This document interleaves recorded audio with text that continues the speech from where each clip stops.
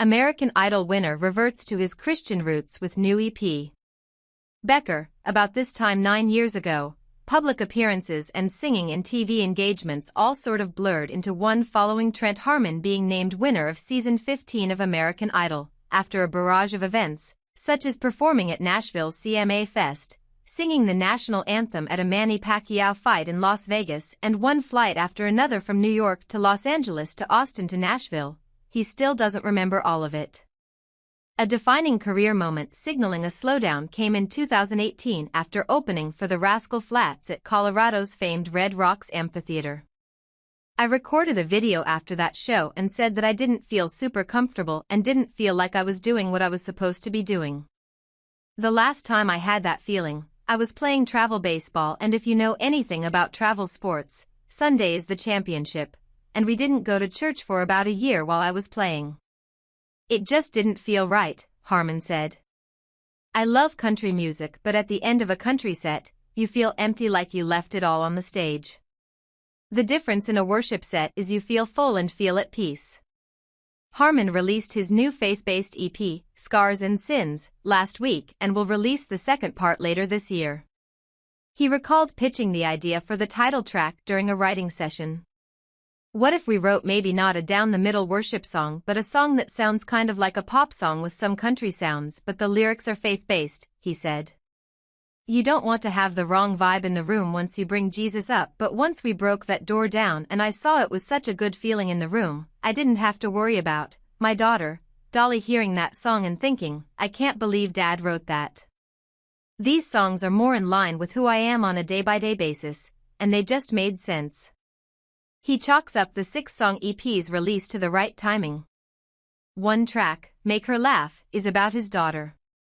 You'll See My Face is about a person going through struggles, and he thinks the title track is relatable to most people. If I can put an overlapping message throughout the whole EP, it's music for anybody who thinks they don't have a place in church. A lot of people suffer from that inferiority complex, and this is for people who have that, Harmon said.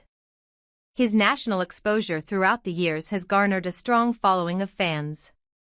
The one comment that struck me the most is one lady who said she's not a Christian but she supported me and she believes I was doing this for the right reason, and because of that, she'll listen to the EP.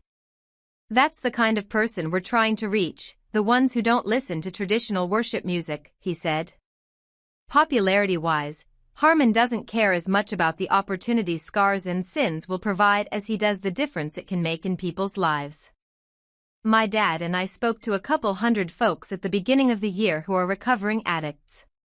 You want to talk about feeling it in the room? Give me 200 people in a room versus having 2,000 in a venue that are looking at their phones. It's not their fault, it's just the songs you're singing aren't resonating with them. If you go somewhere where the music is spirit-filled and it touches people, where there are 2 or more gathered, you can have church, he said. If it's a church of 25 people or 25,000 people, wherever we're supposed to be, let's go. He has received a great response from audiences after closing out his sets with a worship song.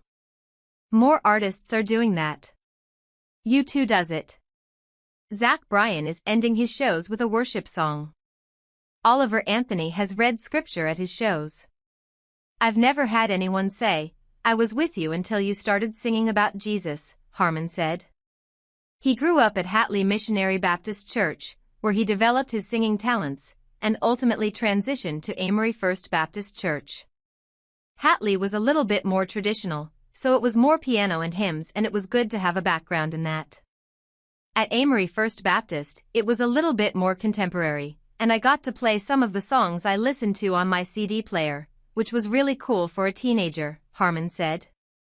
In college, he led worship at the University of Arkansas at Monticello.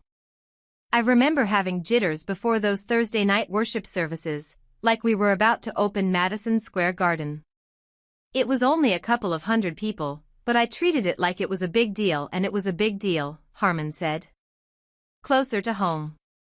Harmon has more recently moved closer to home but still splits his time between Northeast Mississippi and Nashville, where he works in the music industry every other week for a few days. Since 2019, he has written full-time for a publishing company and still performs shows. Moving back home was a better fit after becoming a family man. This was our second Christmas with a baby, and my wife is a children's pastor, and that carried a lot in our decision to move back. We love Nashville but didn't want to raise a baby there. Where we're halfway between Nashville and Little Rock, where her family is. I remember telling her that I didn't want to get so busy in December that we don't even remember sitting down and having a Christmas meal, he said. If we were still in Nashville, you're just an arm's length of being called to do something. From songwriting, touring and marketing, the past 9 years have taught Harmon a range of lessons in the music industry. One of the biggest takeaways, however, is less complex: take care of yourself. You can't go out and party every night, shake hands, and go to all of the hangs. If you make a living singing, you can't do all that and do a good job, he said.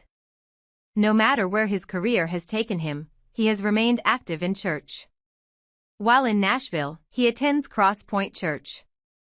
There's so many connections I've made at church with other songwriters. You don't have to see everybody at the bar. You can bump into them at the coffee bar at church, Harmon said. He described himself as semi-officially on staff at Forward Church in Amory, working with music while in Mississippi. Even though Harmon has released singles here and there, his last EP came out roughly 7 years ago. Harmon appreciates his continued fanbase from his American Idol run and even before then, from performances while attending Amory High School and playing the Railroad Festival different years. I don't care if you're Bono or Cher, you always wonder if anybody's going to care. It's a blessing to know they do and somebody cares, he said. I've had a lot of people locally say, we've been waiting and thank you for giving us a reason to wait.